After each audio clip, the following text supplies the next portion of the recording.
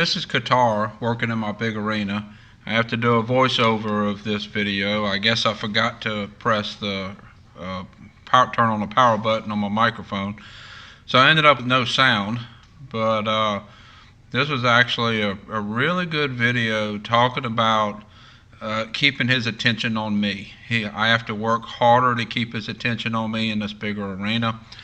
And the arena was actually pretty wet. Most of it is like wet beach sand, so it's not too bad to work in. A couple spots are a little bit slippery, and I do slip pretty good later on in this video. But as I'm working him, I have to work harder to keep his attention on me. I use my hands and my legs to get his attention on me, to keep it on me. It's not terrible. He never did do anything bad. He just, his attention drifts a lot.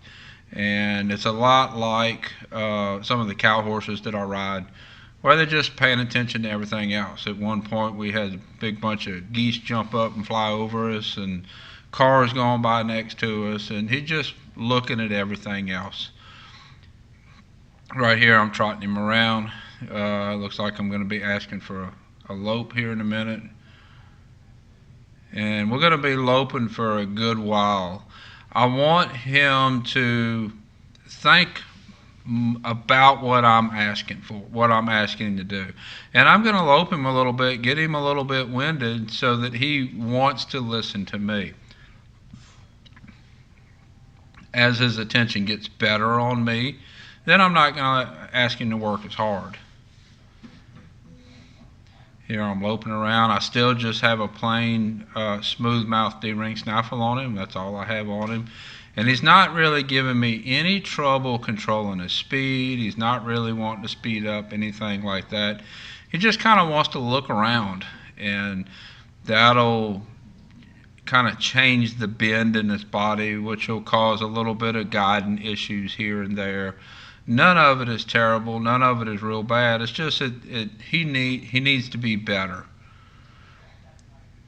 So by working him in this arena that's a little bit wet, gives him his footing to pay attention to, me to pay attention to, in addition to what's going on outside that he wants to look at.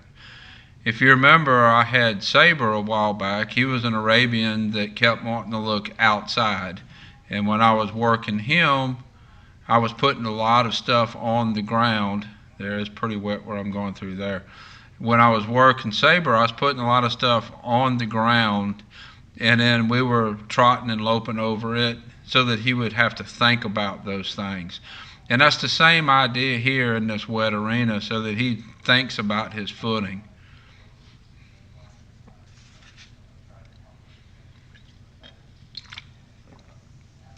Right there, he was kind of looking around, so I worked him with my hands and my legs a little bit. Sometimes I'll use a little more hand, sometimes I'll use a little more leg. I'm always going to use leg with my hands. Right there, we went through a muddy spot, and he wanted to kind of get a little bit bracy.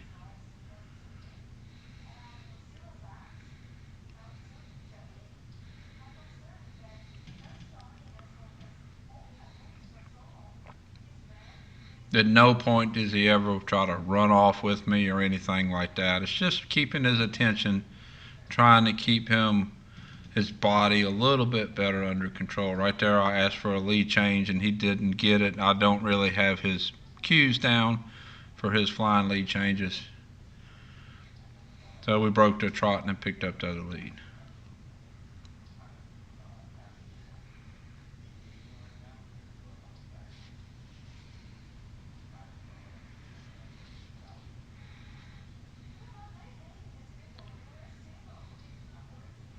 I lope him for a pretty good while. This video is a little over 20 minutes, and more than half of that is loping. Probably 3/4 of it is all at a lope. And he gets pretty hot and sweaty, but not anything to worry about, nothing out of the ordinary. It's a warm day, but he's pretty fit.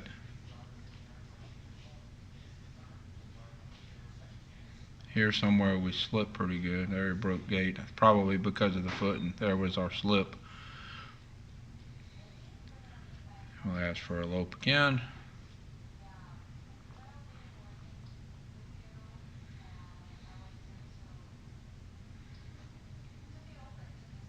A little bit slipperier there where it's not as white as sand. The white sand's like wet beach sand. It's actually pretty good footing.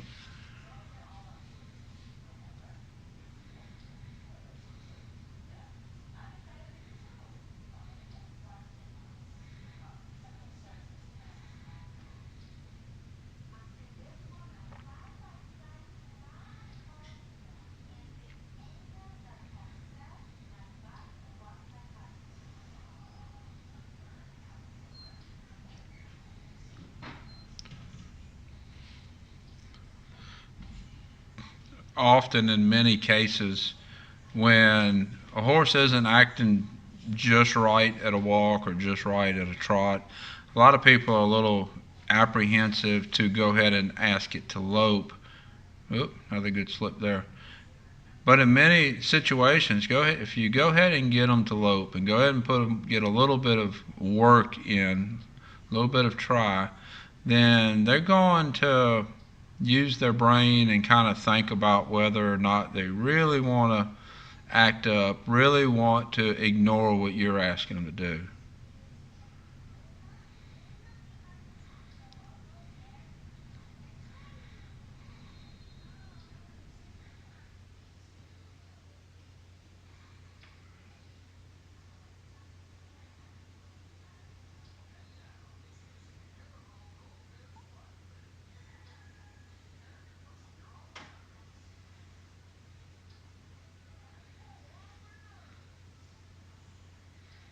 Now we're down to a trot.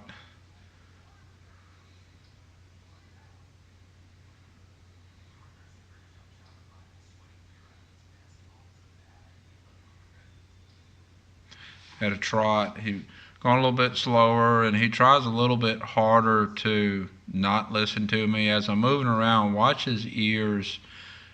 They're getting better at coming back to me. In the beginning, they're locked forward pretty good. Now they're starting to come back to me. Now this is a pretty wet spot over here. I'm trotting through on purpose. You'll see we start splashing some water up. I'm doing that intentionally because I want to bring his attention into the arena. He's wanting to look at things outside. There was a car that just went by on the road. He's just wanting to look around. He's not really doing anything bad. He's not shying. He's not spooking, not doing anything bad. He's just not staying soft in my hands while all this stuff is going on. So by working him in this wet arena, it just kind of gets his brain to focus in, and he is a little bit more willing to listen to me. There we're going back through the water again. When I'm going through this water, I can feel him get just a little bit quicker, and he brushes through it just a little bit, and he gets a little bit more suspension going through it. He's not scared of it or anything.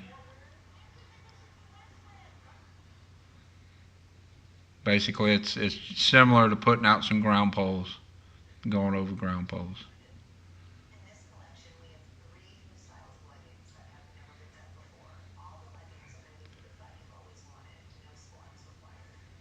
See how that left ear is staying locked forward. Every time I make contact with my reins, with my hand or with my legs, that ear should come back. And I'll talk about that here in a few minutes. It does start to come back.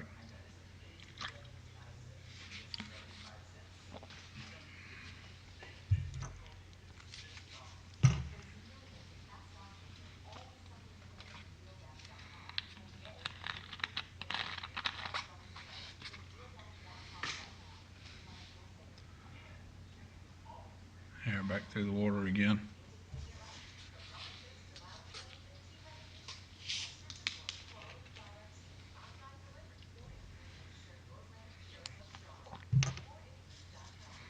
I've also, you've seen quite a few videos. I think all the videos I've put out so far have been in my covered arena.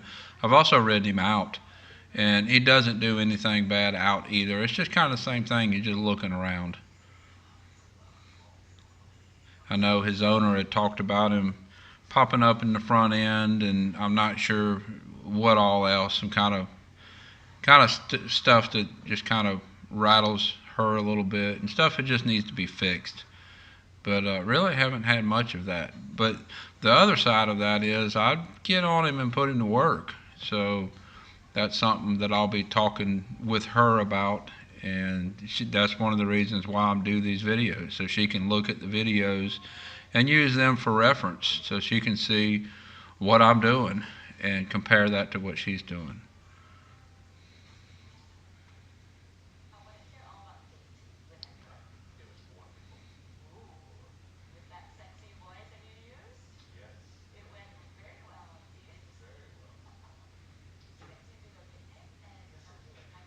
I go through this water a good bit, and the reason I keep doing that is because I feel his body get stiff and kind of rushing through the water.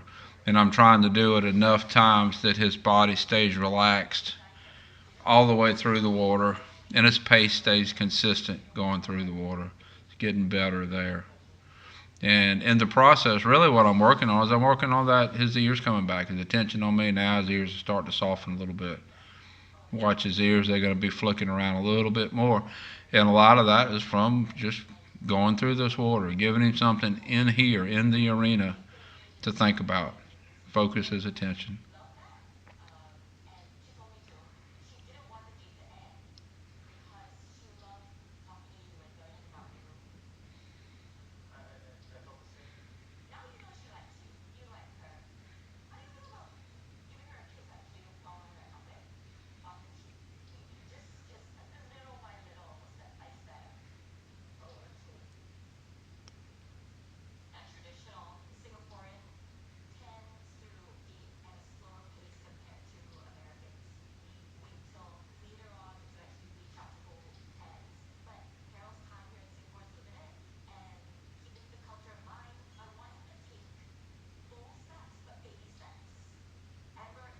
Now he's starting to get pretty nice.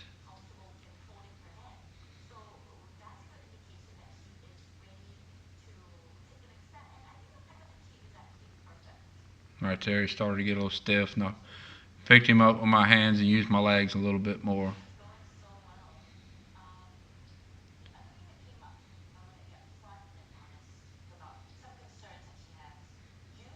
It's typical, same basic stuff that I've talked about before. If he gets stiff, I'm going to feel that in my hands. He's either going to pull on my left hand or he's going to pull on my right hand. And whichever hand he pulls on when he gets stiff, I'm going to make contact. I'm going to push with that spur on that side. That's going to soften his body. That's going to soften his face.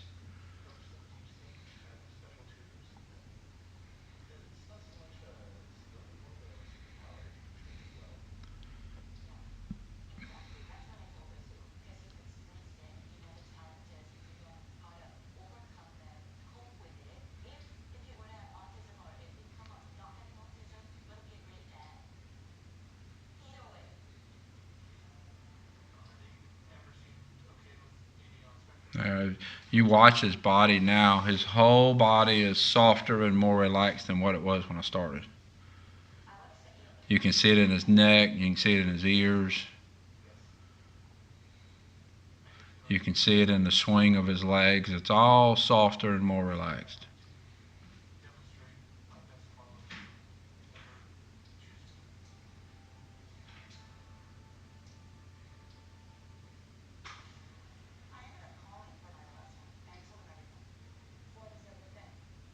His ears are starting to come back on me better.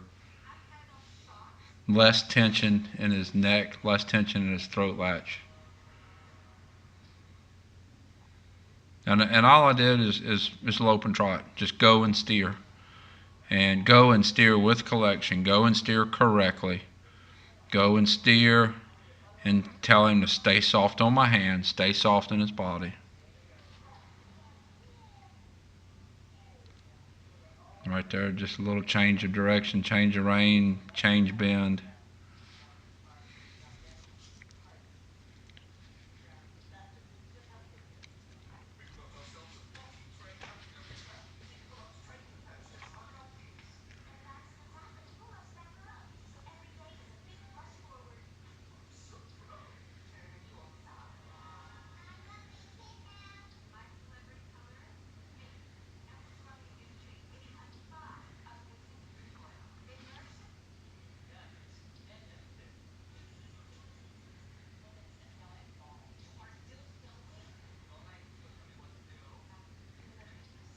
It's getting even softer in my hands there.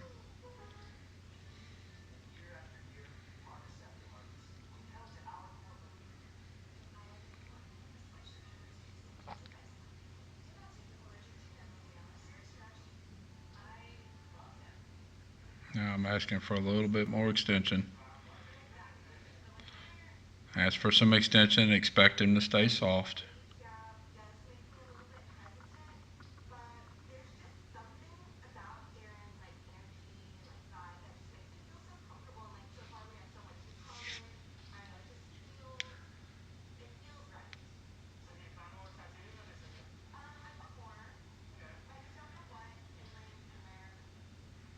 There, that's getting even better there.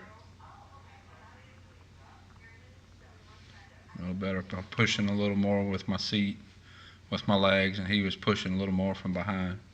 And he has to stay soft through all this in order to get the movements that his owner is going to be asking for. I'm not very good at asking for dressage movements. It's all there. She'll be able to get the movements better than I can, but I can tell when the body is soft and when he's going to be willing to give it to her.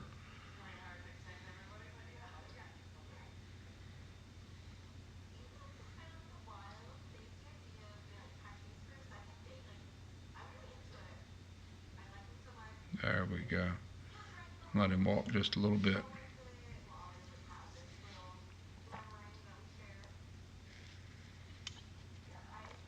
Now, as I walk, I expect his face to stay soft, his neck to stay soft, his body to stay soft. He's going to be itchy here because he's sweating. That's what he's reaching down there. He's itching. He's wanting to rub his face is what he's doing.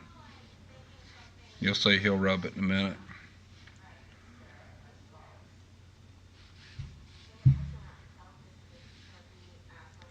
Stop there and let him air up. He's breathing pretty good. Right there, he's stretching down. Stretching. And this was a pretty good ride for him.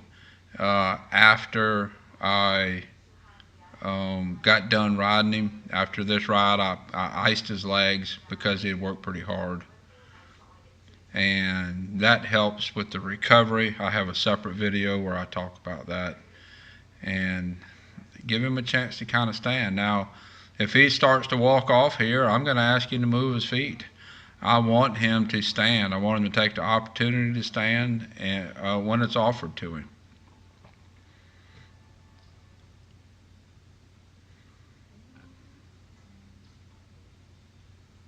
And right there, he hollered. He hollered at a mare in the barn, and that's why I'm asking him to move his feet again.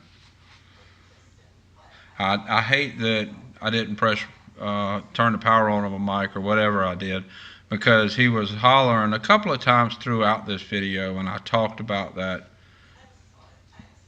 while I was videoing. There was a couple of times where I got a little bit more aggressive with my hands, and those are situations when he was hollering a little bit. So right there, we were standing, letting him air up. He hollered at the mare, so I just asked him to walk off. And all I'm doing is asking him to walk off and bridle up, give him something to do. Not really fussing at him for hollering. I'm just asking his mind to focus into the arena on me and what I'm asking him to do.